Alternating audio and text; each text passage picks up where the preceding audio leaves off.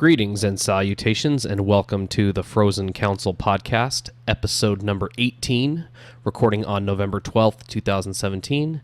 My name is Kyle Flory, and alongside me, as always, Nicholas Kennedy. Hello. What you been playing this week, Mr. Kennedy? I feel like I haven't played too much. Got into a little bit of Battle Riot, a little bit of PUBG. Kind of been all over the place. A little bit of Heroes and League of Legends, probably my main thing. Okay, little potpourri of items in there. Very nice. Also with us, Gregory Bay. Hello. What's been on the palette this week for you, sir? It's been kind of a mix of things since we got back from BlizzCon. Big one, probably Heroes of the Storm, actually playing a match right now. Doing work, by the way. Doing that. I tried out Battle Right with Nick last night, and that's pretty fun. It's kind of Heroes of the Storm-esque, minus the tower defense thing. Finally finished Breath of the Wild, story mode at least. I was able to happily say that I played one of the most epic final boss fights. Maybe not mechanic-wise, but just best-looking final boss fights I've probably ever played in a game. And, of course, some Hearthstone to round it out. All right. What about you, Jeff? What have you been up to this week? Playing a mix of stuff. South Park, The Fractured But Whole. Great game. Playing some Destiny 2, some Heroes. Playing some Hearthstone right now. Just really mixing it up, trying to keep it fresh. Sounds good. Yeah, I actually got sick for the first time ever after a BlizzCon. When we were there the last day, and we'll get into this a little bit more when we discuss, what we did at BlizzCon, but I was actually feeling really tired that last day, which is usually, isn't the case. Usually I kind of, getting tired kind of starts to set in, right as we're leaving or on the way home.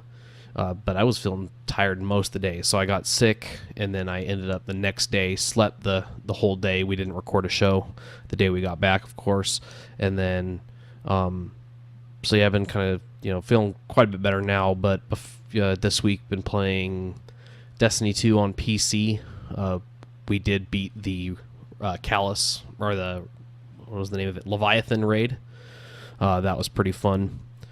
Played that. Heroes of the Storm a little bit. Played actually a little bit of Hearthstone. I did find some deck lists online that you could. I actually saw that the other night, and I almost had a heart attack when I saw Kyle was playing Hearthstone. Yeah, I figured you would, but I found a site. I favorited it, but it's actually escaping me now. It's they have really basic decks that you can build. A lot of them don't require buying any cards at all. So I was just kind of messing with that, just trying to get back into it.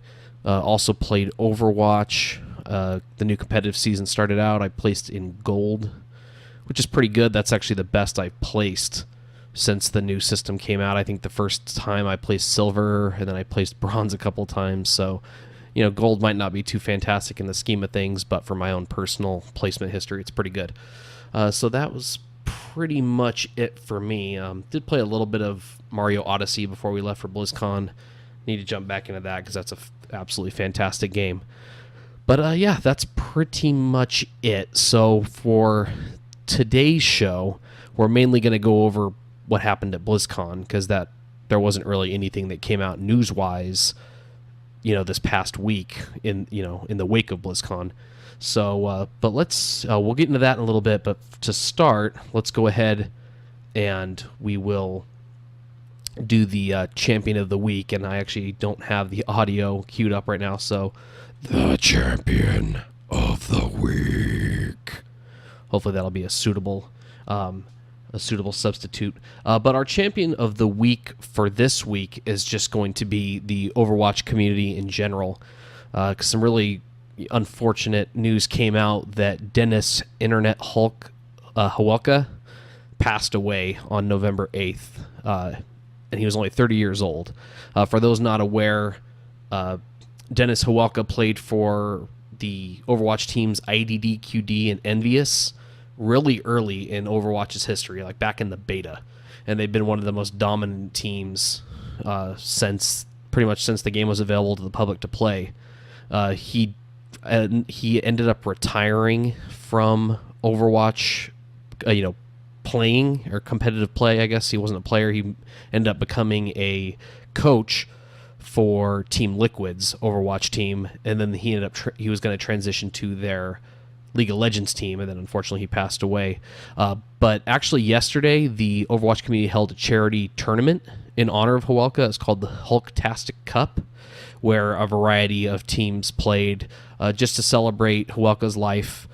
They played on the PTR, so Moira, the new character who we'll discuss a little bit later, was available for everyone to try out in that tournament. And also a GoFundMe has been started to assist Hawelka's family, with expenses and such. And if you want to donate to that, you can go to www.gofundme.com/Hulktastic. And we'll put that link in the YouTube video as well and the show notes on the website. So just, shout out to the Overwatch community. The communities are, usually, in my mind, they're only as good as the way they react in tough times.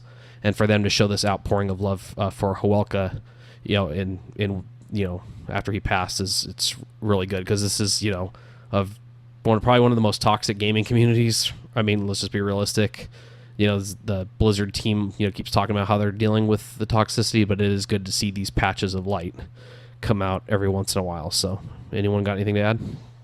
I may have missed it, but did you happen to say what he passed away from? They haven't. That information wasn't available, but yeah, I looked for that information, and unfortunately, that wasn't discussed. So, but he was only 30 years old, so must have been, I don't know, something probably something like heart related, probably, or who knows. But either way, yeah, we don't really need to make assumptions. Yeah, Rip Hawelka. Yeah, it's unfortunate, because I look at my own, I'm 30 years old right now. Nick and Greg are 29, and Jeff's 32. Okay, hello? What? No, Nick was 25. Nick is 25. We talked about this yesterday. My bad. So offended, man. You're making me offended that you're offended. Yeah, can't even remember my birthdays. Okay. So yeah, it's sad to hear anyone pass away, but especially at that young of an age, So, I don't know. Rest in peace, Dennis, and props to the Overwatch team for celebrating his life and helping his family when they're surely going to need it. So, kudos to them. Okay, so that was our champion of the week, and so let's just kind of get into it. We didn't record last Sunday. That was the day after BlizzCon, which ran from November 3rd to November 4th. Jeff, Greg, and I were down at the Anaheim Convention Center for BlizzCon. It was a pretty awesome time. We'll start a little bit by just talking for the first time in our groups, going to BlizzCon. Jeff and I actually went to the Benefit Dinner, which we discussed previous shows when that's the way we got our BlizzCon tickets, was by buying the Benefit Dinner tickets. So the way that worked was on Thursday night on November 2nd. We went down to the Hilton, and they had a ballroom that opened up at 6:30 in the evening, and it was open till 10:30. Basically, we went in, and Frank Pierce, COO of Blizzard, went up and talked about why the CHOC, which is the Children's Hospital of Orange County, why that organization was so important to him to support. His son had some complications when he was born, and he wasn't expected to live very long. But thanks to the treatment he received at CHOC, he's now 8 years old. He wasn't expected to live more than a couple of years with the condition that he has, which wasn't discussed. But so it's pretty miraculous that he's lived 4 times longer than expected, and everything. The outlook is good for him, so that's great. And then a gentleman whose name's escaping me came up afterwards, just said some words about CHOC and some upgrades that they're making to their neonatal intensive care unit. They're putting in private rooms for the families instead of being in kind of the usual kind of group setting where there's a bunch of incubators in one room. There apparently has been a lot of research to indicate that that's much more beneficial to the child. So that was really cool. And then after that, everyone kind of dispersed. And then, of course, Jeff and I being introverts, we really didn't want to, go up and, it's always kind of, nerve wracking in those situations to go up and talk to people, especially people you idolize. So we were fortunate, we grabbed some drinks. They had an open bar. And then we were just waiting around, and then two gentlemen named Randy and Antonio. Randy is a Warcraft community manager, and then Antonio is a product manager for Blizzard. They came up and talked to us, and we just had some really insightful conversations. So that was a really we ended up staying the whole time. We didn't expect to, but it was just had a great conversation, mainly with Antonio. And yeah, it was great. We talked to a couple other people as well. Christopher Reed from the StarCraft team. Did I get his name right? Yeah, it's Christopher Reed, right, Jeff? Yes. Yeah, we talked to him as well, and just a few other individuals, a couple other fans, we talked to as well. Shout out to the inebriated gentleman who came to our table and was talking about heroes. But yeah, it was a good time. How about you, Jeff? What'd you think? Oh, it was great. It was absolutely great. Speaking to Antonio was great. Speaking to Randy was great. It was cool seeing, I know you were saying that when to get into Blizzard after speaking to Eric, and when we found out that they really want, gamers there, and to see just the little interaction we had and the level of all these people. It's true, and it's great to see that. I love that, and we saw, as you said, Mike Morheim and everybody there, and as much as we wanted to talk to him, it was kind of like the introvertedness of us didn't want to go over there and we'll wait, we'll not just swarm them quite yet, but hopefully maybe Benefit Dinner next year we'll do that. As you said, we met Christopher Reed. He's the lead user interface designer on StarCraft 2. At least he was. I'm not sure what he is doing now. But it's just cool, talking about our favorite moments in Blizzard history, and talking about the things that kind of got us going or get us going about Blizzard. Talking about our past in gaming, about how I saw StarCraft 2 StarCraft sitting there on the shelf at Best Buy in the early years, and wanted to pick it up and couldn't quite do it because I didn't have my own computer at that point and stuff. It was really, really cool, kind of just mixing and mingling with some fellow gamers, and especially people that work at our favorite developer. So yeah, it was a great night, great evening. Yeah, and for those who aren't aware, this year the Benefit Dinner tickets were $750, and that is a lot of money, but I'm totally satisfied with what that got me. Our little brother was joking. He's like, "Oh, you're going to get a 5-course meal when you go to this dinner," and we didn't. That's not what it was. And I told him that's not the purpose of these types of dinners. It's to raise money for the charity. So there was, there were hors d'oeuvres and things of that nature. But in the open bar, of course, was nice. We didn't have too many drinks, but it was a good time. So that's how kind of the trip started. After we got checked in, and the rest, everyone else picked up their badges in the regular line, and then the next day is on November 3rd. That's when BlizzCon actually started. We got in line. Man, I think we were right on time. We said we were going to be in line about 7:30 in the morning. We were in line around that time. Greg, unfortunately, had a job interview that he had to go to that same day, so he ended up having to meet up with us later.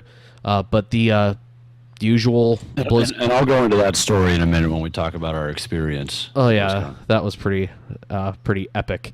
But the line outside, I say line in quotes because it's not a line, it's a cloud of people.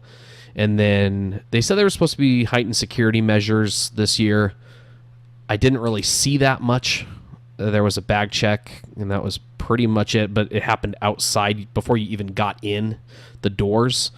So that happened, and then we watched the opening ceremony, and then we'll go into everything that was announced right now. But your little finger, do you want to bring that up now, or do you want to wait till after we discuss everything that was announced at the opening ceremony? I'll wait. Okay. So there was quite a few things announced at the opening ceremony. I just have them in our usual order of how we talk about stuff on the show, so we'll just kind of go down. So for Warcraft, which arguably had the biggest news, and this I actually put it in the wrong order on the doc. I actually put it in complete reverse order. So I'll just go in the order that everything was discussed. J. Allen Brack came up for Warcraft, the Warcraft section first. There is now a Shadow plush available on the Blizzard Gear Store, and it's very similar to the digital pet that's in the game. But this one costs $30, and $18 from every plush purchase will be donated to the American Red Cross and IFRC through December 31st, and the proceeds will be evenly split between those organizations. So, there's a lot of stuff going on in the world right now, with all the different disasters that, the United States has had with the hurricanes and the wildfires, and then, just had the mass shooting in Texas, and just all the other things that are going on in the world. So if you want to help those causes and want a cool pet, you get the plush. And then the next thing happened that at first I didn't understand where J. Allen Brack was going with this. He comes up and he's like, starts talking about ice cream. And I should have known right then what he was getting at, but it still took me a while. He's like, some people like chocolate. My personal favorite is cookies and cream. I think that's the best ice cream that you can get. But I know a lot of you prefer vanilla. And then, of course, just the main hall is just going insane. And then that was when World of Warcraft Classic was announced, which is going to be a classic server option for World of Warcraft.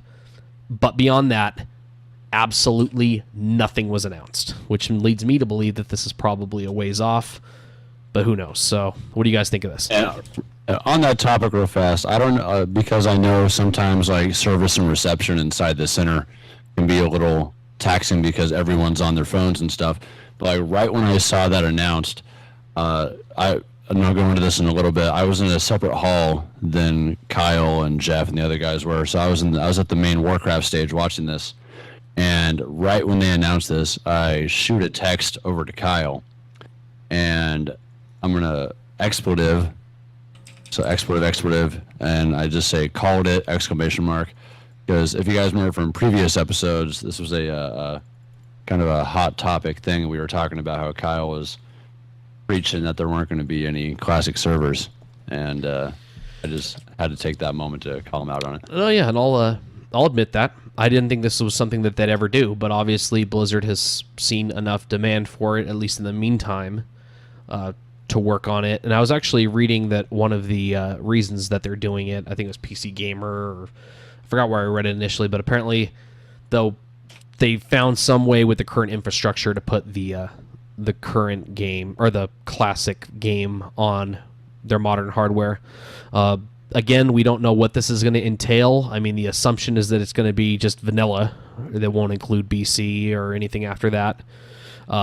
There's no indication of what patch it will be based off of. There's no indication of if any of the graphical enhancements that we've seen over the years will be applied to this old content. Nothing like that. So beyond rubbing it in my face, Greg, that this is happening, what are your thoughts?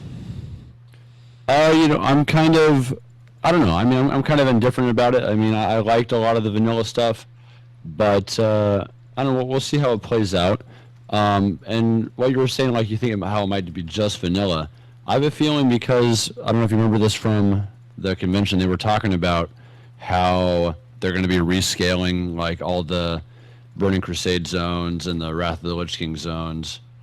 So I'm thinking that it might be something that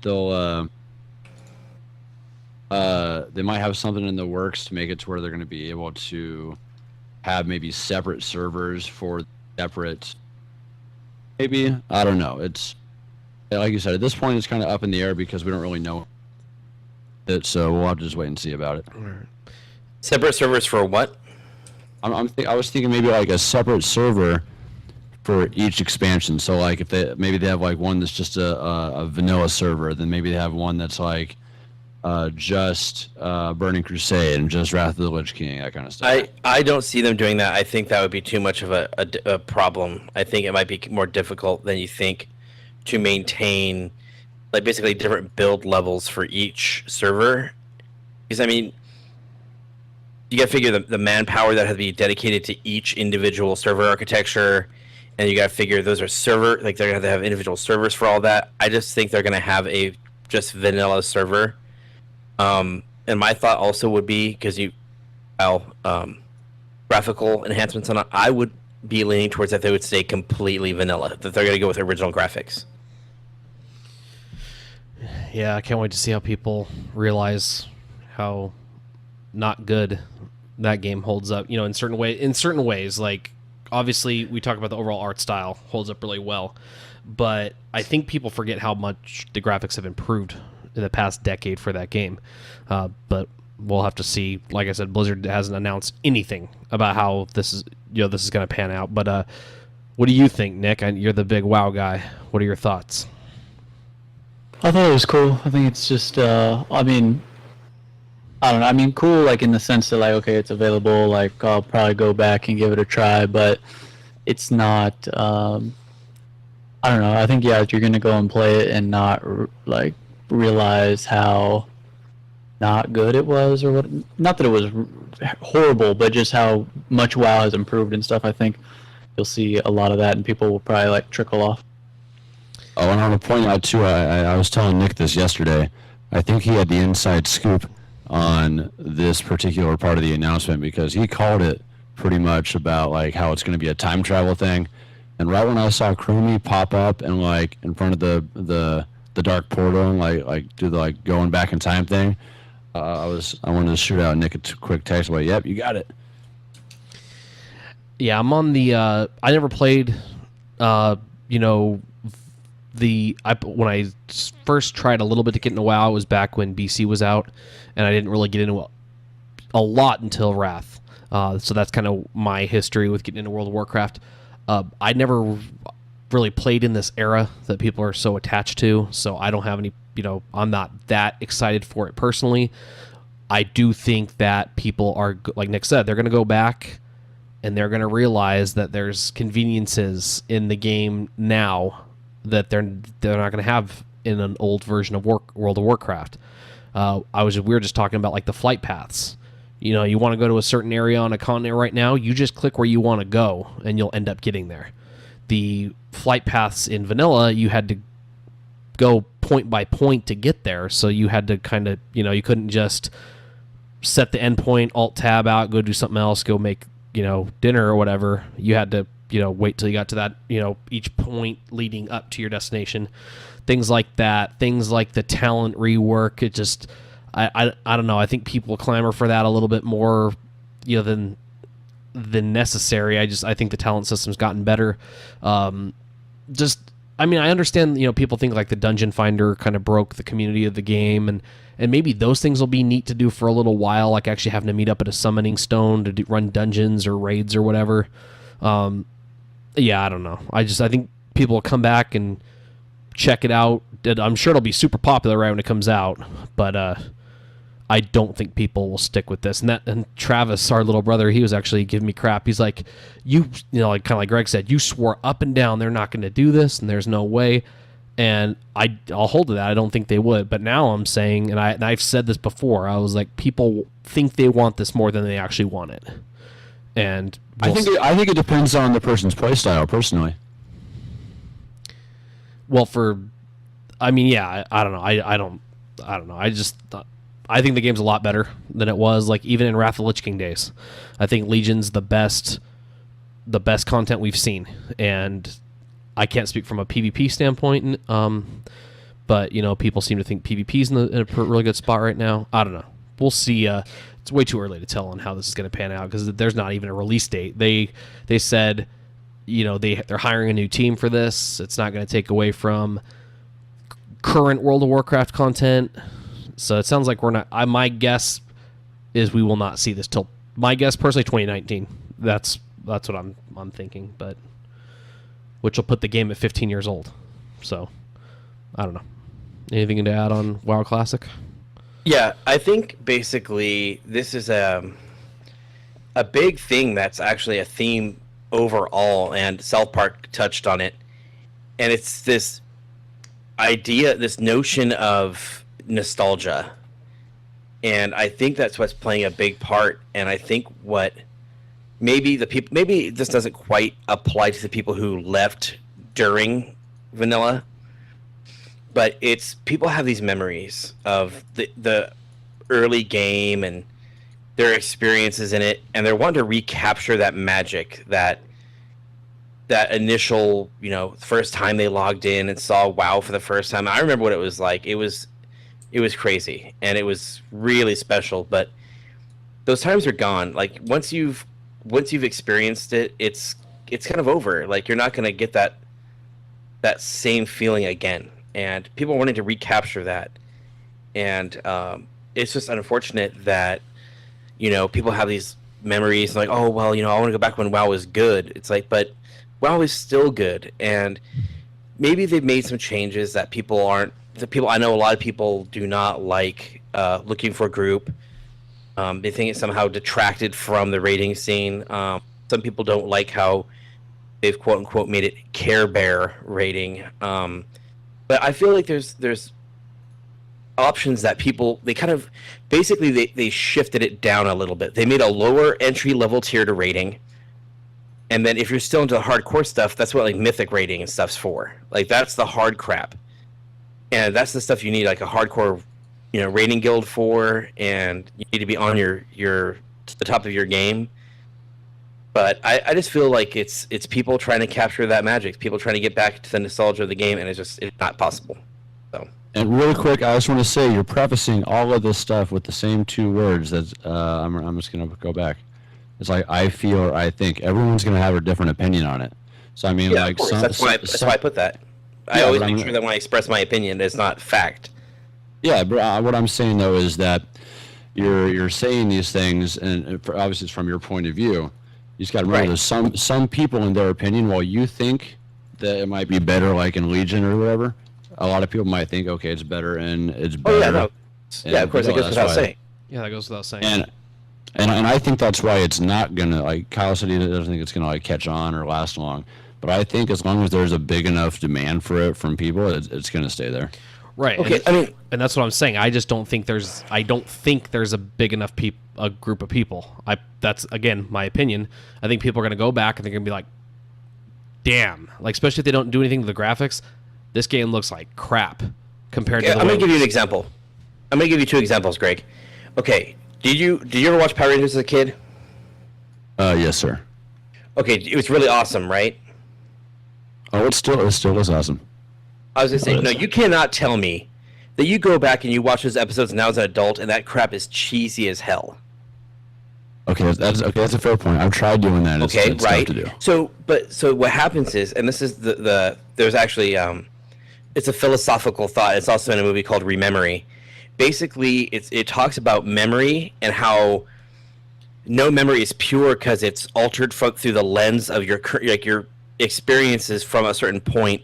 Change your look back on it. So you look back on this and you have all these great memories of vanilla WoW, and you're like, oh, this and that was so awesome and it was so cool, and it's true. But the thing is you're gonna go back and you're gonna say, wow, maybe it's like, I want to say this is not for everyone. Some of these people will go, you know what, this isn't like I remember it. And it's because at that time, it was great because it was, it was perfect.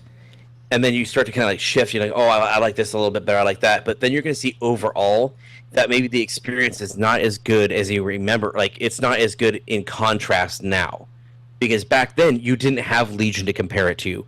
You didn't have things to compare it to. So you're always holding on to this fragment of that initial game, but you just can't, capture it. So but basically what I'm saying is that also look at things like Pokemon Go, right? So I think I've always kind of seen it as like a nerdy thing, because like there was two sides to the Pokemon Go craze or Pokemon craze. There's like the people who like the anime, there's people who like the game, like the card game and stuff like that, and there's people who like both. So look how strong Pokemon Go was in the first couple months, right? And then it just died off. I think it's because it just gets old. People are like, I'm done with this. It's like a flavor, and I feel kind of how that's how kind of WoW Classic is. That's how I feel. Well, we'll let people make their own decision on that, and they'll either like what they see or they won't, and they'll move on. But all that aside, it's great that there's been a public outcry for this, and that Blizzard has stepped up and said, you know what, we're gonna make it. That's big on Blizzard. Any way you want to slice it, that's big on Blizzard. Actually, say, hey, we're gonna do this for you. And I think that's pretty cool. Right, which that leads me to believe that there's enough, at least it's at first glance, there's enough demand for it, but whether people stick around for it or not remains to be seen. But of course, that was not the only big announcement. After J. Allen Brack announced WoW Classic, Ian Hazakostas came on the stage and revealed, well, first the cinematic played for World of Warcraft Battle for Azeroth. So this is the game's 7th expansion. No release date was announced. Presumably it'll be sometime next year. And this one's going to be more of a focus on the constant battle between the Horde and the Alliance. Had a really pretty stunning trailer that went along with it, with Sylvanas and Anduin and Greymane, and yeah, it was awesome. So what do you guys think about this? I think about it. Jeff teared up. Of course I did. It was freaking amazing. So so let's break it down from 2 point of views here. Okay, so first off, I feel like it's the whole Blizzard is the best in the industry when it comes to cinematics. I mean, there's really, I don't think anyone that comes close, especially people who do it in-house. I know a lot of developers go to third-party studios to make cinematics like Blur, but I think that just the quality of the cinematic, just the aesthetic quality was great. They always are a treat. Then just the whole theme was freaking great. I love how they probably latched on to one of the biggest things that are in, like, especially at BlizzCon, is the Horde and the Alliance rivalry, like for the Horde and for the Alliance. And I'm an Alliance at heart. My first character was Alliance. I played Alliance for a long time until you guys started getting really serious, and that's when I switched over. But that whole thing, which is even that, like, when Sylvanas comes down as like the Banshee and then she goes for the Horde, I just felt this like feeling well up inside of me, and it touched me. It was just intense, and I was like, this is freaking great. And it was amazing, and it was a great feeling, and I'm pretty excited about it. I'm glad it's not as like old god focused. Honestly, I'm kind of glad we're going back to the whole Horde Alliance rivalry. I think that's gonna be good. What about you, Nick? What do you think? Yeah, same thing. It was epic as hell, and I'm gonna love whatever expansion. It could have been Pandaria too, and I'd have been crying like a little girl too. So. What about you, Greg? I know at this point you were watching it. You were watching this at the WoW stage? Yes. What were your first impressions of just the what we learned in general and the cinematic? I'm gonna just say, yeah, cinematic. It ranks up there as probably one of the like top 3 that they've put out for not just Warcraft, but I would just say for any of their cinematics in general. Really, really happy with the quality of it. I was reading an article or watching they that cinematic for like, and just kind of shows the kind of quality material they make and put out. So that's really cool. I mean, content-wise, yeah, I'm really stoked for it. I thought the whole Sylvanas, like jumping down and melting those guys in her Banshee form was pretty awesome. I'm not an Alliance guy at all, but I'll have to say that like Anduin doing that mass res and everybody was pretty awesome.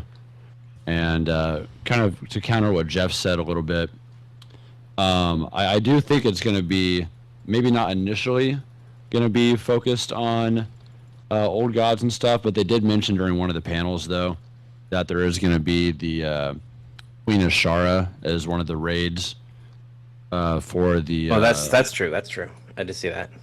So and from Warcraft lore, she gets turned into that whatever she is, the Naga, by one of the old gods. So I do think that it's actually going to be pretty.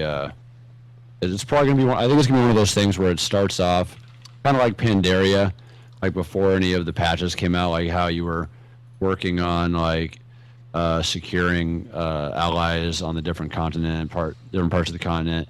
And then, like, when the last big thing comes out, it's going to be like, oh, yeah, here's the old gods, all of a sudden taking advantage of the fact that the Horde and Alliance are fighting each other. So I think that's how it's going to play out. That's kind of what I was thinking, too. I think it'll build up, and I think the next expansion will be the one that's more fully Old God or Void Lord focused. But, yeah, I definitely think we'll see that build through the expansion. I was really impressed when it comes to the cinematic, and I still hold a spot in my heart for the Wrath cinematic. I still think that's probably the best cinematic that Blizzard's ever done. We talked about that a while back. This one's right up there, though. Probably number 2. Really liked it. Do like this kind of renewed focus on the conflict between the Horde and the Alliance.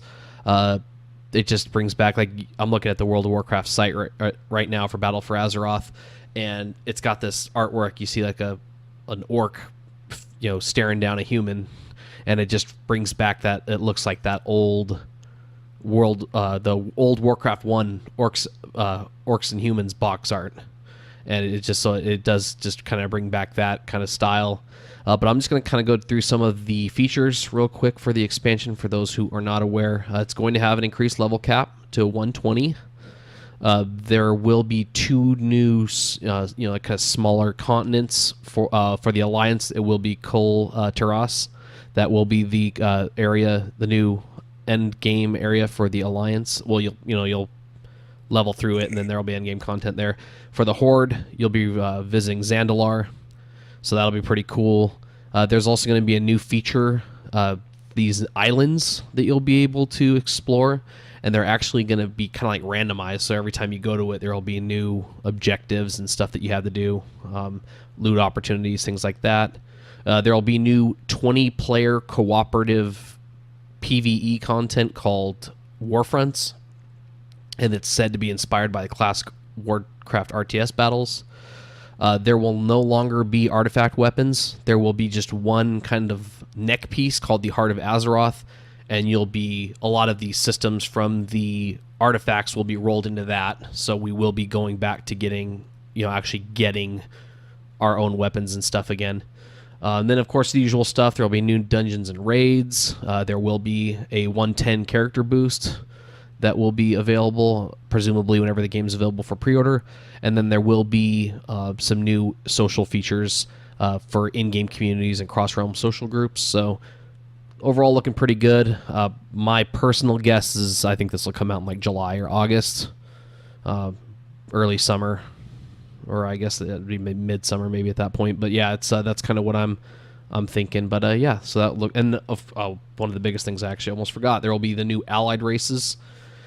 For the Alliance, there will be the Lightforged Draenei and the Void Elves, and then for the Horde, there are the Nightborn and the High Mountain Tauren.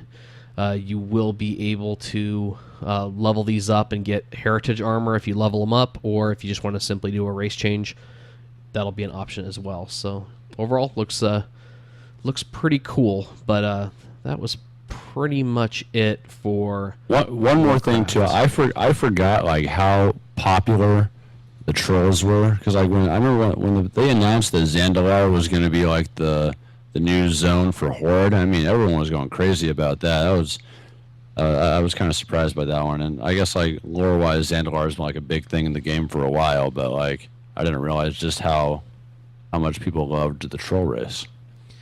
Yeah, that's true. I noticed that as well, and I think the part of that is, we were just talking online the other night, and a lot of our friends really like Zul'Aman and stuff. Those raids, are really popular for people, so it might be that partially. But yeah, people were really excited about Zandalar, and it looks cool in the game. Some really interesting looking enemies and regions. So I'm sure we'll be hearing more about that pretty soon. We're and it was announced, one last thing. It was announced that the unlock date for the Antorus the Burning Throne, which is presumably the final raid in Legion, it's going to go live on November 28th for normal mode, and then I think it's a week after that. Yeah, a week after that, the Mythic mode will unlock, and then the first wing of Raid Finder will unlock on the 5th, and then every week after that, another wing will unlock till the final one unlocks on the 16th. So that's pretty much going to probably be the swan song, really, for content for Legion, which kind of makes me hope that maybe this will be coming sooner than summer for Battle for Azeroth, but we'll just have to wait and see. So that was pretty much it for WoW. No Warcraft 4. We were all, we all were kind of right on that point. I think we all said that we didn't expect that, right? Actually, I thought we kind of established that there was either going to be a Warcraft 4 or Warcraft 3 remastered. And what I took away from it was I forget what that mode was called that they brought up again, but like the 20v21, where you have to collect the resources and build up the forts and stuff. I feel like that was kind of their little nod towards Warcraft 3 by adding that into the game. Oh yeah, we did think we'd hear about Warcraft 3 Remastered. Now that you bring it up, I still think that's coming. But yeah, not a peep about it at BlizzCon at least. So, no Warcraft 4. But let's go ahead and move on to Overwatch, because there's actually quite a bit. I think the first thing that I don't remember the order. I went through the list and made everything out. It was pretty cool. This year, the opening ceremony was broadcast from different stages. So when the Overwatch segment came up, they actually went over live to the Overwatch Arena, which took used to be the StarCraft Arena, and now it's Overwatch. Jeff Kaplan came up on stage, and it was funny. He's my hero because he was just talking trash. We'll get to that in a little bit. But biggest news is new support hero Moira was announced. I don't think I think, Nick, did you say we would get a support? I don't know. To be honest, I don't even remember my original. I think I might have said support and tank or something, but I don't. I remember Greg said defense hero. I don't remember what I knew. We all figured there'd be a new hero, but yeah, it's Moira. She's a support. She's a new healer. She's currently playable on the PTR. Her basic abilities are that she can, this is PC controls, so I guess primary fire, she can heal enemies close to her in kind of like a cone shape. If you right click, it does kind of a leech and it'll steal health from enemies. Her secondary ability is, I think it's when you press shift, it'll bring up, you get to select either left or right click if you want it to do heal or damage, and then she throws this kind of ball and it bounces off the terrain. If it's a healing ball, it'll heal enemies or heal allies until it's depleted. And if it's the damage ball, it'll damage enemies till it's depleted, and it just keeps bouncing. So you could put it in kind of a confined area; it'll just bounce around till it depletes. And then her ultimate, she does kind of like this beam, which where everyone's referring to it like a Kamehameha from Dragon Ball Z. It'll damage enemies that it hits, and it'll heal allies that it hits. So that's pretty cool. Don't forget to mention, too, that it's unblockable. So, if you're Reinhardt, you got your shield up, that thing's not going to help you. Oh, yeah, that's a great point. Reinhardt shield is ineffective. Orisa shield's ineffective. It'll just penetrate all types of barriers like that. I'd assume she's probably coming pretty soon. Probably by maybe the end of the month is my guess. But she's already up on the PTR. People seem to be liking her. She's got some pretty cool skins. One is very much... God, what am I blanking? David Bowie, Ziggy Stardust. Ziggy Stardust. There you go. Ziggy Stardust themed skin looks really cool. A few other ones. One's based off the Oasis map because she was invited to Oasis to be. I think she's involved in they're like the Minister of Health or something for Oasis. So that's a skin that'll be available as well. We mentioned the spelling of her name, right? Oh yeah, that was pretty funny. It's her name's Moira, but Jeff Kaplan said her name is spelled OPAF. So saying that she's overpowered. I mean, I don't think she's overpowered because at least the people on my team at BlizzCon didn't know how to use her, and if she was overpowered, she'd probably still be killing everybody. But it didn't seem like the Moiras on our team could kill anything or help even heal us. So yeah, that was that. And then next little bit was there's the I'll just skip ahead a little bit. There was the animated short for Reinhardt, Honor and Glory, that was released. Again, another awesome cinematic. Darren DePaul, voice actor for Reinhardt, came out and helped announce that, so that was really cool. What'd you guys think of that cinematic? It was pretty cool. I liked it. Yeah, I liked. I forget what's his mentor's name in that video. Remember? I'm blanking now, but yeah, he's the man though. Well, whoever it was, when he goes and takes out that Orisa unit at the end, and just, like with like the double hammers, that was pretty sick. Yeah, it was awesome. Those cinematics continue to be great. So that's available right now if anyone hasn't seen it. Then the new map was announced. It's called Blizzard World. It's a hybrid escort and assault map, which this part cracked me up because Jeff Kaplan comes out. He's like, it's a hybrid map, so you have to assault the first point, and then after that you have to jump on the payload. I know a lot of you don't know what a payload is. Look to the Zenyatta main to your left; they'll help you out. I was just loving it because that is so true that like people will not stay on the payload. There's a reason that's a meme. But it's a hybrid assault and escort map. It's like kind of like a theme park with a bunch of different stuff from all of Blizzard's games except for Overwatch because it takes place in the Overwatch universe. So you have the what was it, the Lost and Found Vikings. That's kind of like the Lost and Found area. There's like a StarCraft themed area, and it's got a giant pylon in it and a siege tank. And then there's kind of like a castle looking area, which looks like it's supposed to be like the Diablo area. And there's a Hearthstone Tavern, if I'm remembering correctly. There's like the Heroes of the Storm arcade. There's all kinds of stuff. So it's really, Don't forget Snacks Rooms, Kyle. Oh, Snacks Ramus, of course. Snacks Ramus. So there's just nods to all the different properties, obviously, like I said, other than Overwatch. So that's really cool. Apparently that was something that Blizzard's been kind of, they've been kind of talking about it for a long time. Like, what if Blizzard had a theme park? Like, what would it look like? Chris Metzen was involved in the development of that, and they actually kind of drafted it up. And apparently this map is kind of based on a lot of those ideas that they were tossing around. There's no specific date for Blizzard World yet, but it's supposed to be out in early 2018. There were also some new legendary skins announced. These are actually going to be rolled into the basic loot box early next year. They're not going to be part of some special event. At first, everyone thought, oh, these will come out with Blizzard World and it'll be some kind of event, but it's apparently not going to be that way. They're just refreshing the current loot box. It's going to have the following items as well as some additional unannounced items. They said every character is going to get some form of cosmetic thing. So that's sprays, victory poses, things like that. There's an Immortal Orisa skin that's based off the Immortal unit from StarCraft 2, which looks awesome. There's the Magni Bronzebeard Torbjorn skin.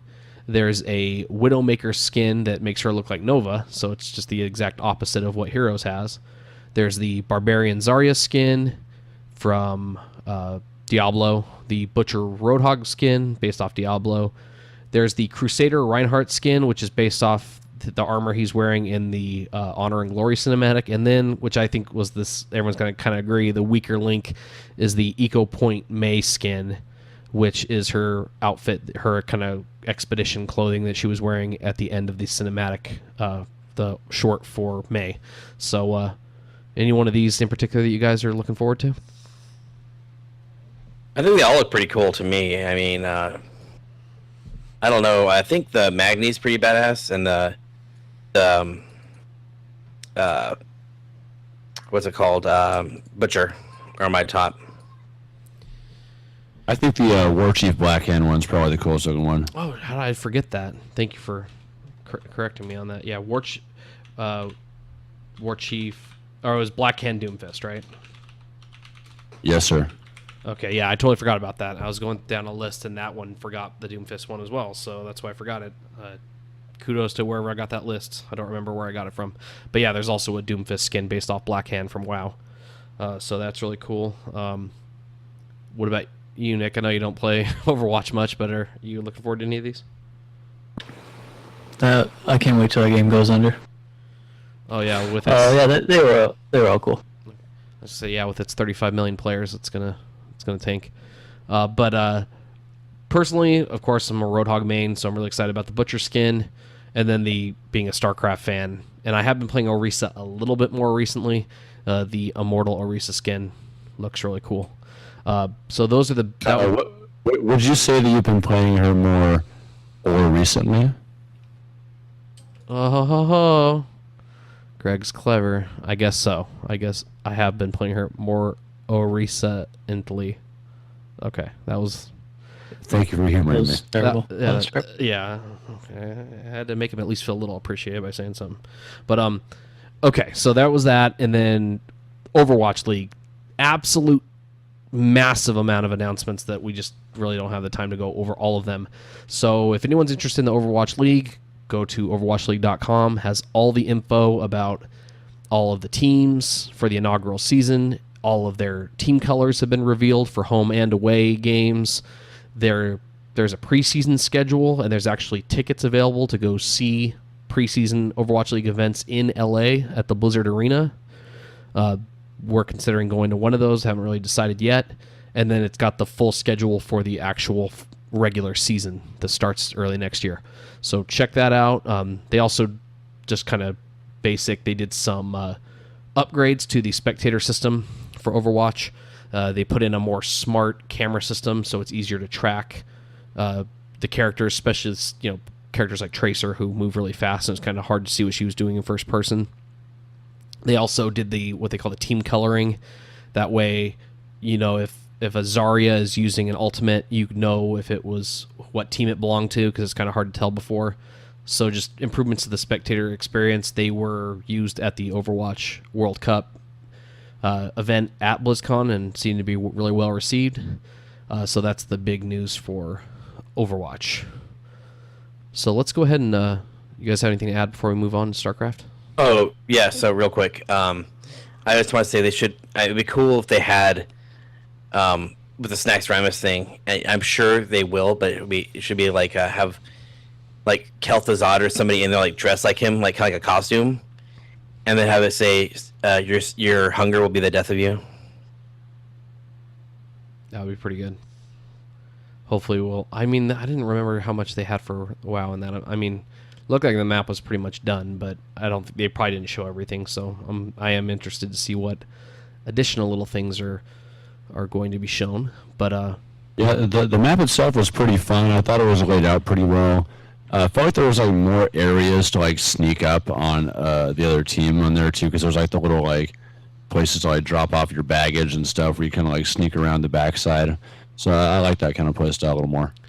Yeah, it looked like there were some open areas, especially like they mentioned. I was watching an overview of the map in the kind of the StarCraft area. It's kind of like two levels, So if you want to set up, like a defense with like Torbjorn or Bastion, there's areas for that. And yeah, it looked really cool.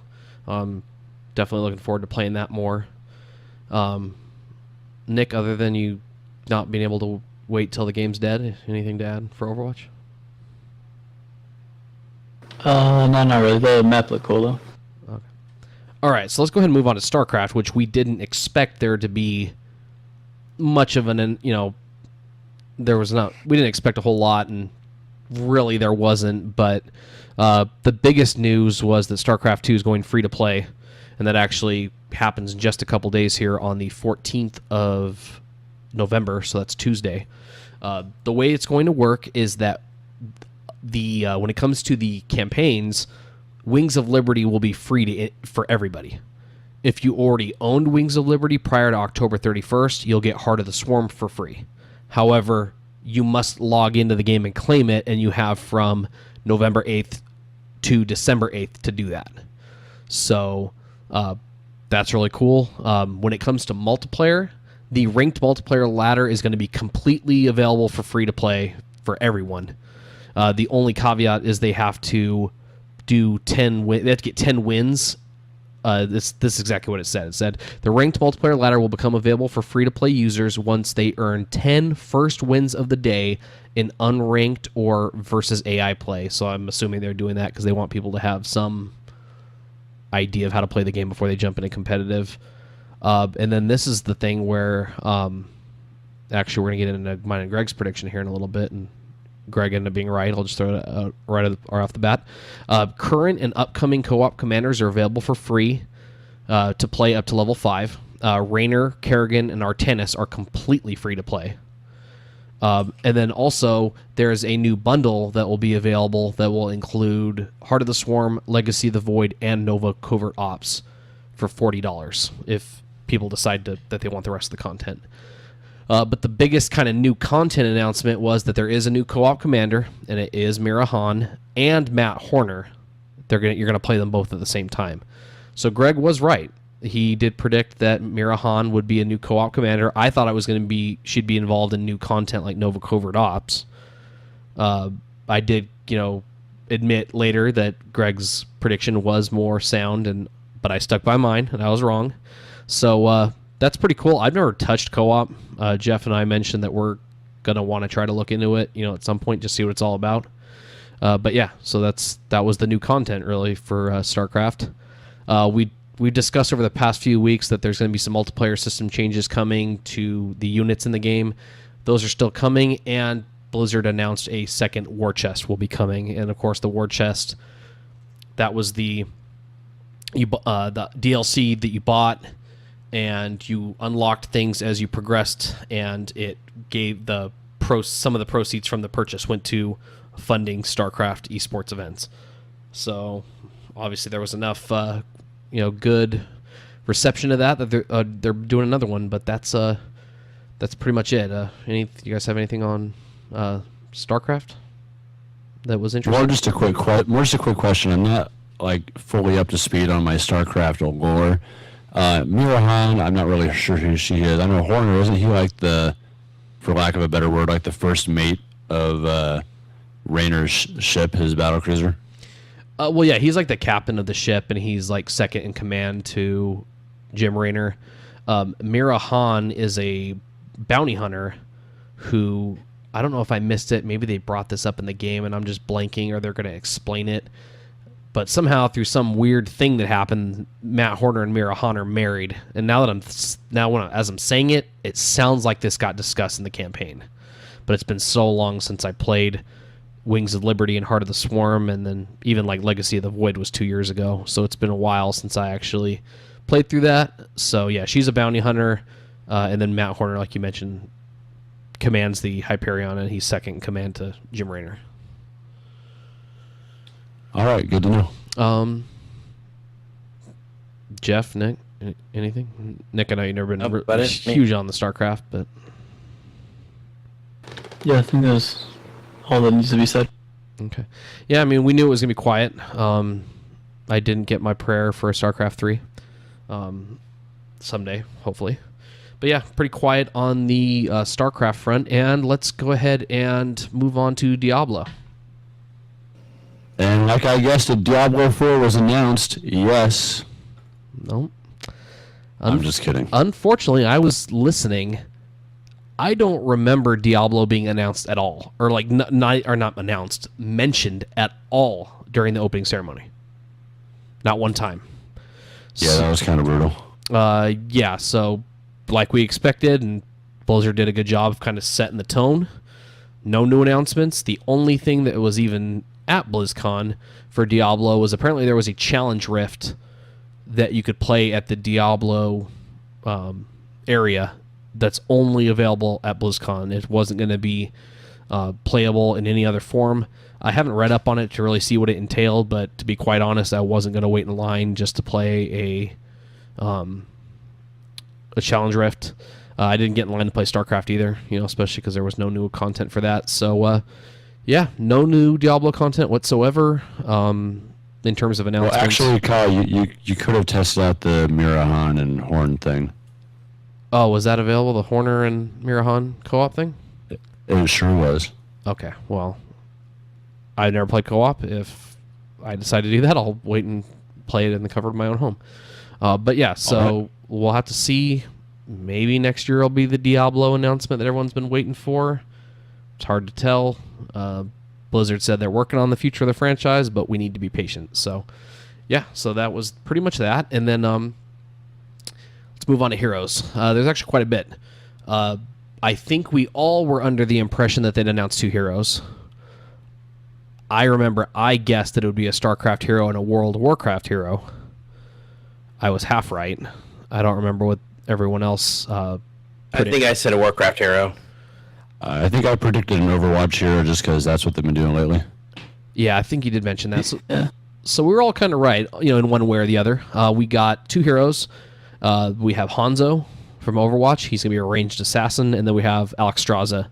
She's going to be a support. They are going to be entering the Nexus soon. Alexstrasza is actually already up on the PTR. She was also both of them were playable at BlizzCon. Greg, you tried Hanzo, didn't you? Yeah, I tried Hanzo. I mean, it was okay, but for me, my main character I play as is Sylvanas, and he kind of just felt like a slower shooting Sylvanas. Maybe I only did like 1 or 2 rounds of them.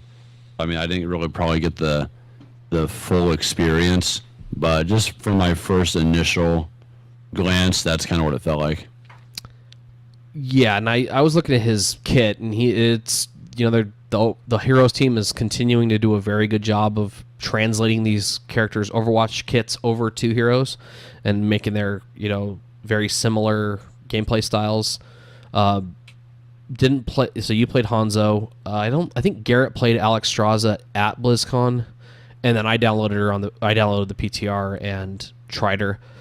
She's pretty cool. She's strictly a support hero. Like, she doesn't have really any damage when she's in like her kind of human form. When she goes into her dragon form, she gets a little bit more damage that she can do. And she's got a couple abilities that she can use when she's in dragon form. One of her alts actually involves turning into a dragon, flying up in the air, and kind of like shooting some shots at the ground. It's pretty cool. But yeah, she's purely a healer, so she's pretty neat. I think they consider her hard to use, so she'll have a little bit more of a skill cap, than some of the other heroes like Lily or even like Lucio. She's pretty cool though. What else do we have here? So that was the main new content. No new battlegrounds were announced. I thought we'd get at least one, but there wasn't any. The next, I think they showed. I want to say like that new place that they had in the video would probably be the new battleground. I don't know if they officially announced it or not. Well, but the one in the cinematic was the Dragonshire, which is already in the game. Because in the background you see the dragon statue. So that's right. So no new battlegrounds, at least at this point. But the other big thing that they're doing is they're doing a big gameplay update.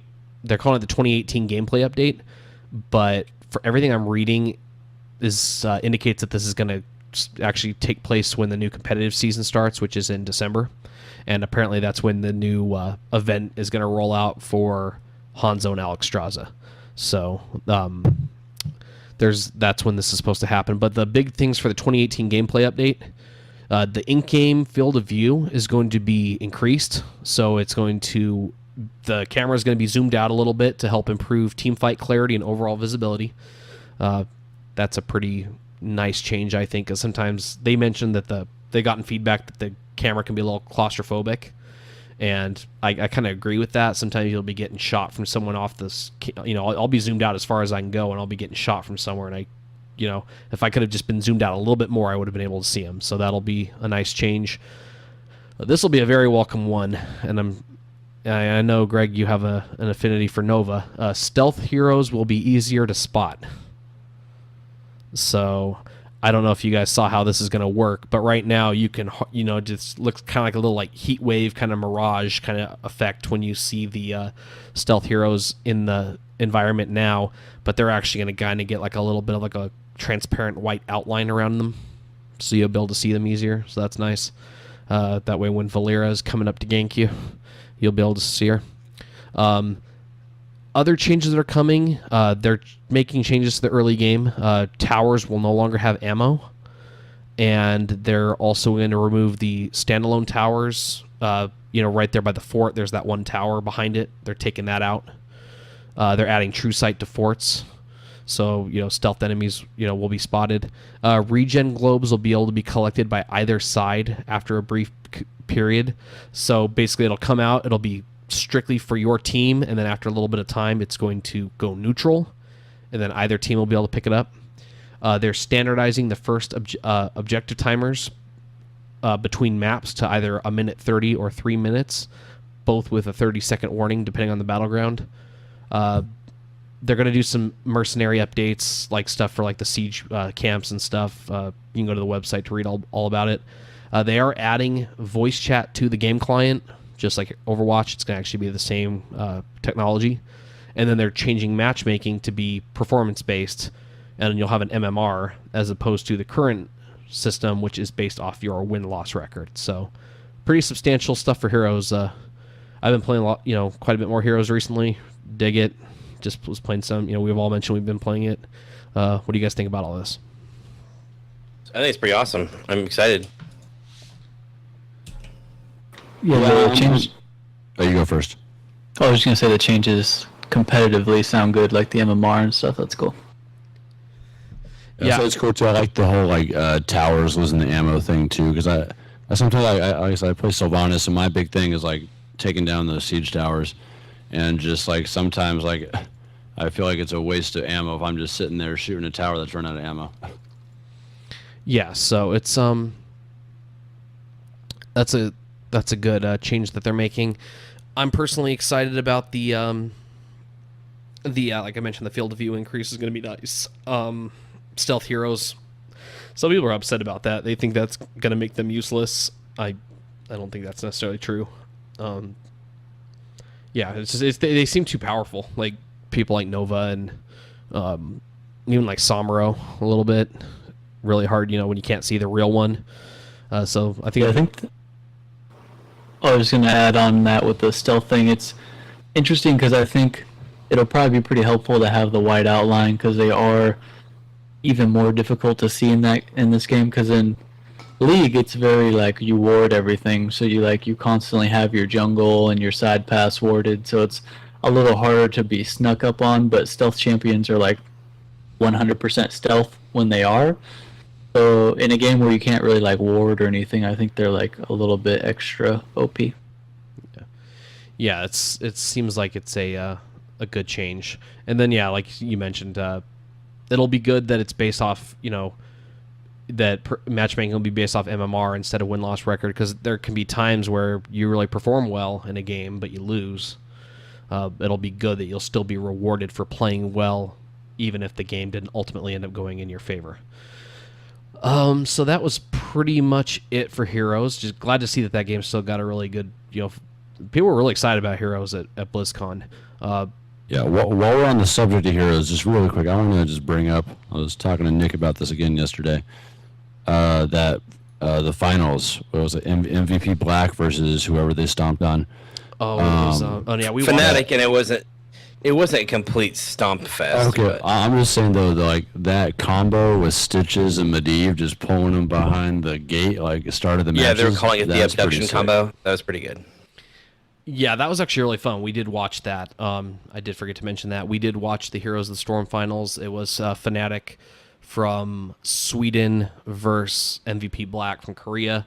Fnatic took the first game, and then MVP Black took the next three. So that was it was interesting. A lot of energy though in the hall. People were really excited, and it's always fun to watch the absolute highest skilled players in the world playing that game. Didn't really mention it while we were discussing StarCraft, but we actually watched some StarCraft finals. I forgot who it was between, but there's still a lot of excitement around that game. A lot of people were discouraged when they took it out of the arena, but man, that hall was still packed. Like it was standing room. It was more packed than Heroes, so people are really still loving the StarCraft competitive play. But so. That was really cool. Yeah, like you mentioned, though, the Heroes finals were awesome. Let's go ahead and move on to Hearthstone, and then once we kind of go through the features and everything that was announced, Greg, we'll talk to you about the Hearthstone Tavern, because I think you spent a little bit more time in it than we did. But of course, the big announcement was Kobolds and Catacombs. That's the final expansion for Year of the Mammoth. That was announced, and I think we were all wrong on this, right? Didn't we say it was gonna be like pirate themed, kind of like Booty Bay or something? Yeah, that was my big assumption, and I ate my words on that one. Well, I mean, I guess I don't know when we saw the kind of the teaser art and we saw a treasure chest.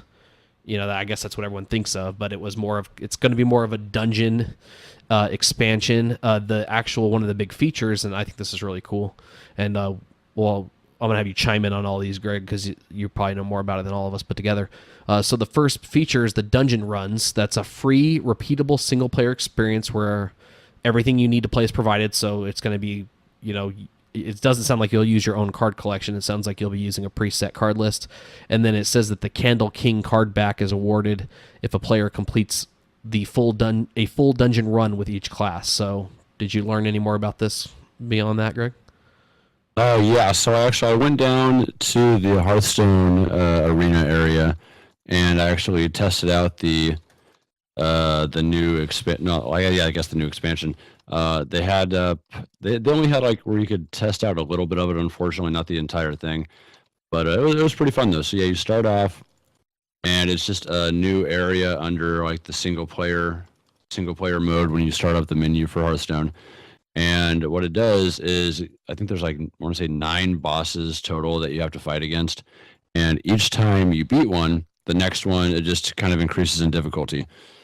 And when you start, it's kind of like drafting a deck, or like any kind of drafting you would do for any other esports game. So you have, I think you can only start with like 10, maybe 10, 12 cards.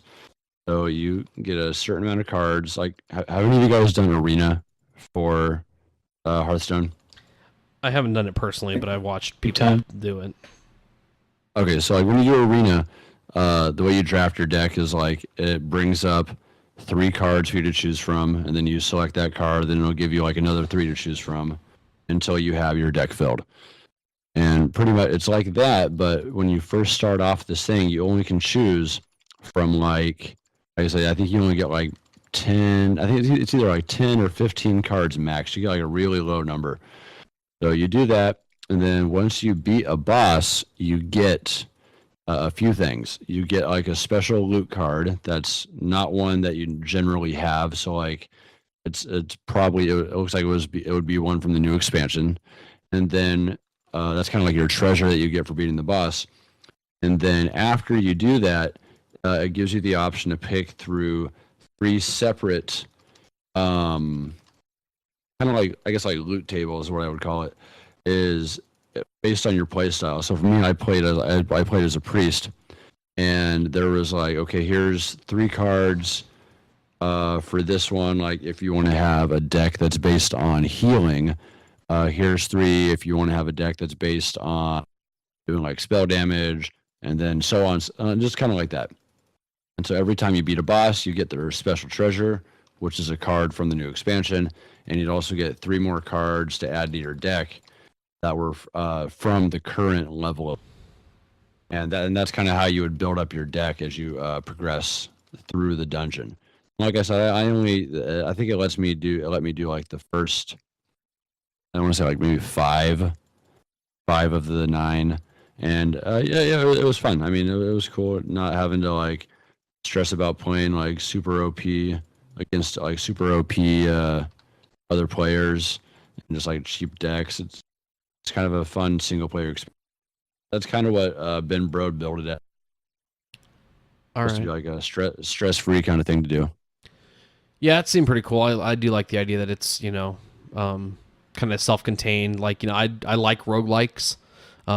They're pretty interesting genre of games. That's kind of what the Hearthstone team's going for. God, what was the name of that one? Rogue Legacy.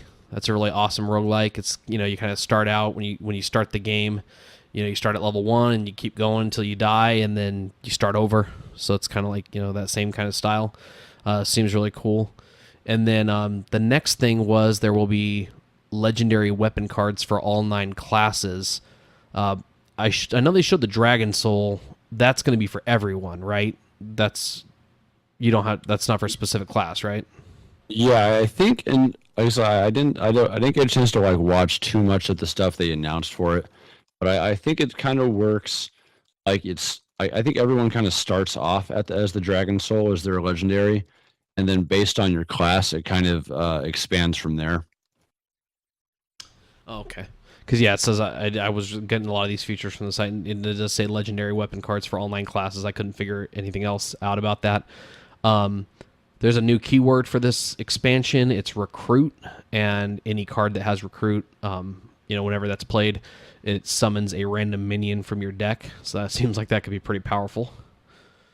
Yeah, it's a kind of common theme they've been adding to a lot of their newer expansions is making the new cards have special abilities. So like there was one a while back called Trial of the Crusader, based off of that raid from Wrath of the Lich King, and all those cards, not all of them, but a lot of them that expansion had the tag Inspire, and basically for the Inspire cards, after you played them, if you use your hero ability, you would activate their Inspire, and each one had a different one. Like there's one when you inspired, it gives all of your other minions on the board +1/+1, and just kind of like that. And this one's kind of a similar thing. It just helps change the dynamic of the game.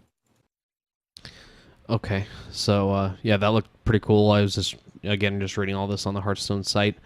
There will be 135 new cards in total, and the expansion is already available for pre-order. You can do the usual promotion that Blizzard runs before a new set comes out. You can pre-order 50 packs and a card back for $49.99. It says December on the official Blizzard store page. Hearthstone is actually predicting a December 7th release date. You can go to Hearthstone's site to kind of get a little bit of more information on why they're predicting that. It just has it has to do with apparently with tournaments and just some of the language in it, and predicting it based off of other December releases for previous expansions. So yeah, they're saying December 7th is when this should come out. So I'm interested. Like I said, I'm trying to get into Hearthstone a little bit more. Found some basic decks. I'm gonna buy that welcome pack for like the new player or whatever. Haven't bought that yet, and for $5 seems like it's a good value. I'm wanting to try to get more into Hearthstone. It's definitely the kind of the redheaded stepchild, I guess, of my Blizzard library. Do want to kind of... And Kyle would know about redheaded children. If you're referring to me, sir, my hair is auburn. It's not red. I don't know. I'm going to point out again, too. I always forget how redheaded your family is until I see Travis. He's the only one who's really redheaded. Okay. My hair's brown. Okay, but anyway, my point is made. So yeah, so that was pretty much that was it for Hearthstone. Any thoughts on these? Actually, there was one more thing we talked about just before. I think you guys talked about it during your Destiny episode, since it did come up before BlizzCon. But the in-game item you get is a new card called Marin the Fox, and I've actually had a lot of fun playing him. He's well, first of all, the cool thing about it is if you went to BlizzCon, you get a free copy of it. That's a gold one. If you did not go to BlizzCon, you still get a free copy of it. That's a not gold one. And pretty ridiculous effects. So, I mean, he's a 8 cost card with 6 attack, 6 defense. But when you summon him, he summons a 0/8 treasure chest on your opponent's side of the field. And if you can destroy their treasure chest, then it gives you pretty ridiculous kind of cards. So I've used it a few times. Some examples is if you destroy it, one of the card you play, it replaces every card in your hand with a legendary card. So that one's a pretty cheap one. Another one I saw is what was it? Draw 3 cards on the top of your deck, and they costs 0 mana. And then the last one was draw 1 card and then fill your entire hand with it. So, depending on what you get, it can be, like I said, it can be a pretty game-changing card. And it's kind of one of those late game cards, since it is an 8 mana cost card. It might you got to kind of build up to it, but definitely it makes for some fun games though. Yeah, it definitely seems pretty fun, and I do look forward to checking it. I probably won't do the pre-order, but I'll definitely buy some cards. I don't know, maybe $50 for 50 packs. It's like half off, so it might be worth it to make that investment. Yeah, we'll have to see. But that was pretty much the announcements and everything, all the new content that was shown at BlizzCon. Of course, Muse did play. Did you get to hear them, or did we leave before they played? Yeah, we left pretty early. I think we left like at 7:30 or so. Yeah, because like I said, I was tired at the time. I thought it was just being tired, but apparently I was sick. Yeah, so we didn't get to catch that, but people seem to be really excited about Muse, so I'm sure they put on a good show for those who were in attendance and had the virtual ticket.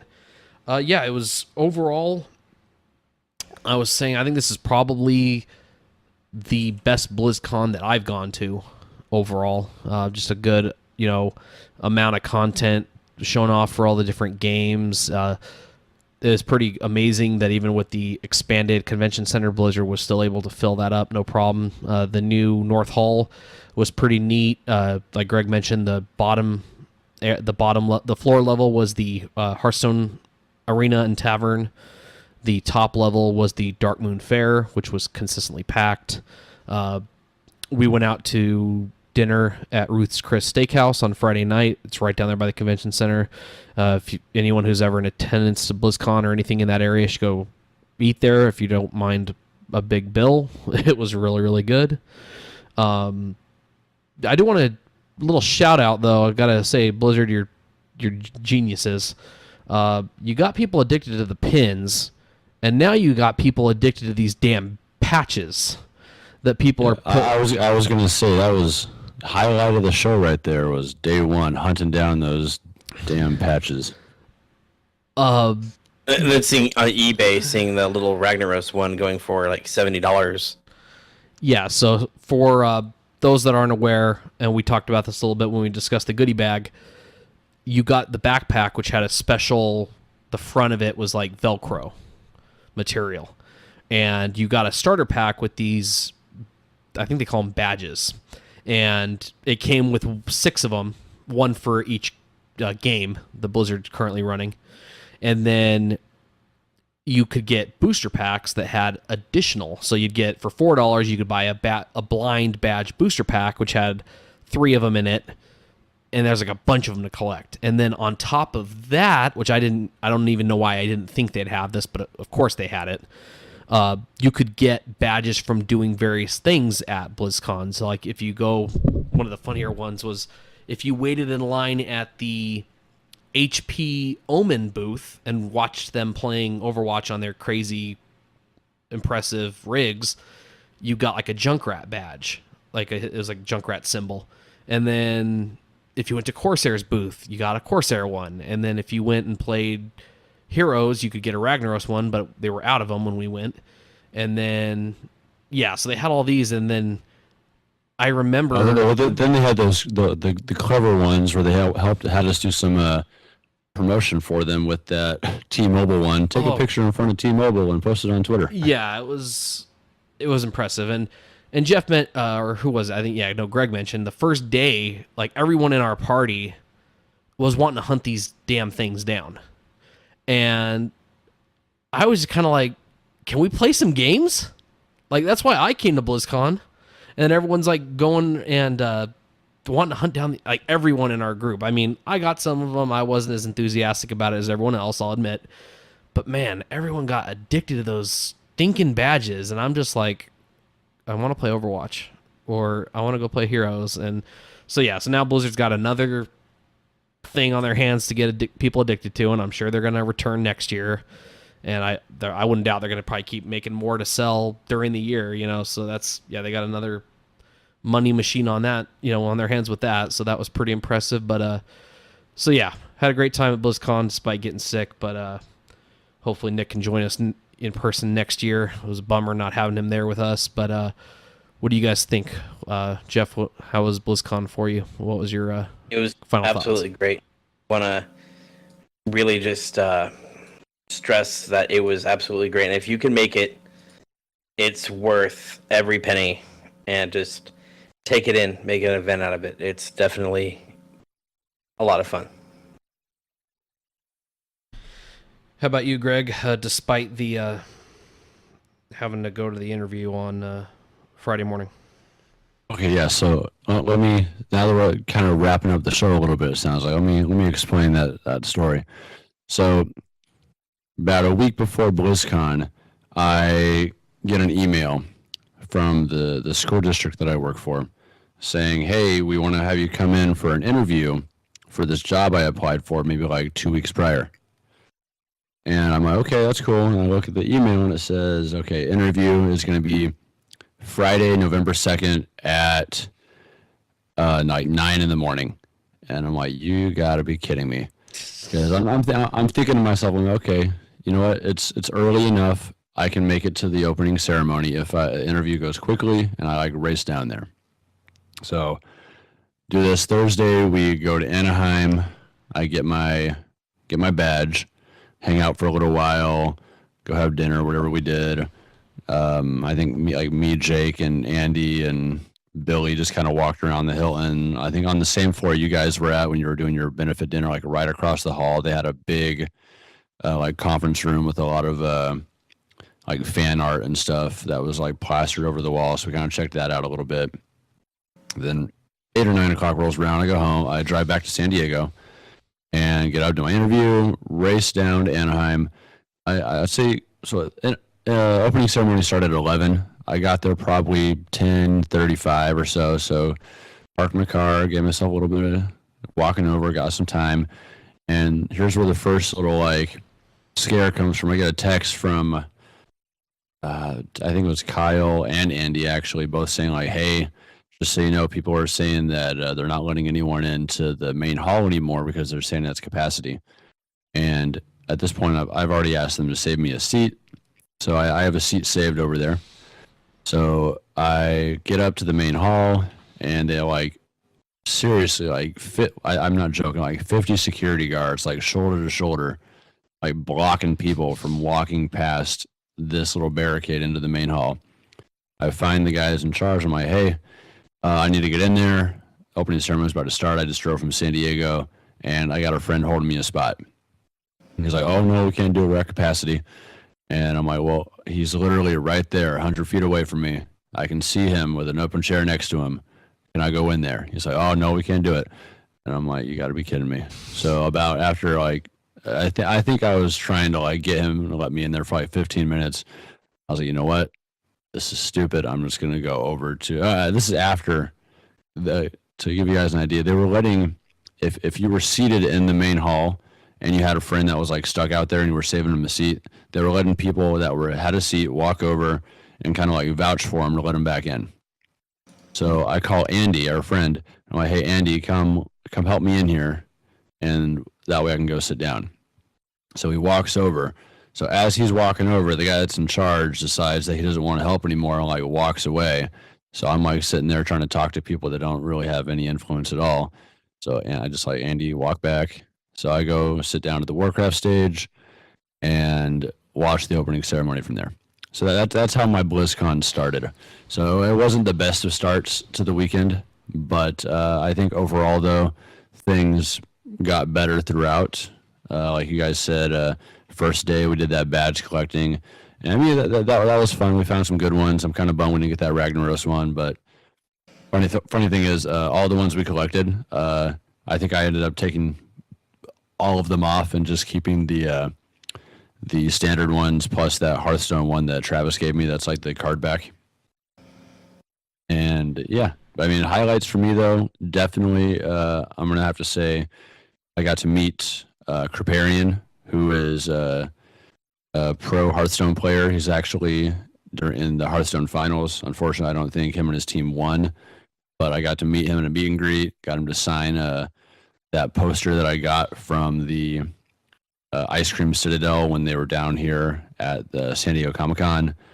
Talked to him a little bit. Seemed like a pretty cool guy. What else? I got to test out the the Hearthstone new expansion, and also did a fireside gathering. They were having a big event there in the entire Hearthstone area. And if you do that fireside gathering, you got that Warlock hero we were talking about. So I got that Warlock hero, so that was pretty cool. But yeah, overall, I think it was just it was a good BlizzCon. Had a good time. Really looking forward to doing it again next year if we're able to get tickets. Yeah, that's yeah. Well, it's like Jeff said, I'm sure we'll be talking about it again before we know it. When BlizzCon 2018 details get announced and everything. It's a fantastic event. You don't have to like all of Blizzard's games really to go if you have just even interest in one. It's worth going, and just, like Nick said when we were on Hawkeye's podcast, just being surrounded by that level of fandom is awesome. It's just, you're around like-minded people all weekend. You get to see people compete in your favorite Blizzard game, when it comes to esports, or you're just hearing the update for your, your favorite game. And it's just not, Southern Cal, we've lived in Southern California all our lives, but it's, really nice in Southern California. The weather was it was actually, pretty good weather. It wasn't super hot, but it was sunny all weekend. It's Disneyland's down there if you're into that. Yeah, just a great weekend. I was just, really happy to be able to spend it with you guys. And like I said, I wish, Nick, you were there. But, just hanging out. Me and Jeff took our little brother, Travis, for the first time. He loved it. He's definitely wanting to go back next year. It's a fantastic time. And, like I said, like Jeff said, the tickets sound kind of pricey at first, $200, or if you want to go to the benefit dinner, if you're willing to do that. But either way, it's worth the money. We're already planning for next year. We're going to make a few little changes to the formula, most likely. But, we're looking forward, like I mentioned on Hawkeye's podcast, we once the current year's done, we're already planning for the next one. So hopefully, like Greg said, hopefully we get lucky and get tickets for next year. Jeff and I are committed to going to the benefit dinner again if that's what it takes. I don't know if I still might try to get a regular ticket, but yeah, that's the hope, and we'll see what happens. And lastly, we were going to have Hawkeye from BlizzCon Countdown podcast on to talk BlizzCon with us today. Unfortunately, he had a commitment with the American Red Cross. He got dispatched to Texas to assist with the aftermath of that horrific shooting. So he's out there. So kudos to Hawkeye for doing that. You're a good man. Wish you could be here. But we'll be talking I'm sure we'll be talking BlizzCon with you. Maybe once the BlizzCon 2018 stuff gets announced, we'll have you on. We'll talk BlizzCon with you then. But I think that pretty much wraps it up. So thank you for joining us for episode 18 of the Frozen Council podcast, recording on November 12th, 2017. You can reach us at thefrozencouncil.com. That's our website. You can get show notes and links to download our episodes on Google Play Music or iTunes or Stitcher Radio. You can even listen to the site or the show directly on the website. When it comes to our social media, we can be reached on Instagram at The Frozen Council, Twitter. Really quick. Oh, wait. Speaking of Instagram, I posted a ton of pictures and some videos from BlizzCon 2017. So feel free to please check them out, like them, share them if you want to see some more of the Frozen Council doing their thing at BlizzCon. Yeah, definitely check out the Instagram. Again, it's the Frozen Council. We wanted to do more content, but it just didn't work out. We're going to try to get, we honestly, to be fair, did not plan it out like we should have. That made it harder to do, but we've got, we're going to try to have a more diligent plan next year. When it comes to our Twitter accounts, our joint account is at Frozen Council. Kyle can be reached at Oyster Prime. Greg can be reached at Bay_Greg. Jeff can be reached at LoreMasterJ. And Nick can be reached at Tap Dancing Kitty. Thank you so much for listening. And a few episodes ago, we gave away a BlizzCon 2016 goodie box. We did ship that to the lucky winner. We are looking to do another giveaway very soon. So keep listening and get the details for that. Thank you everyone for listening in.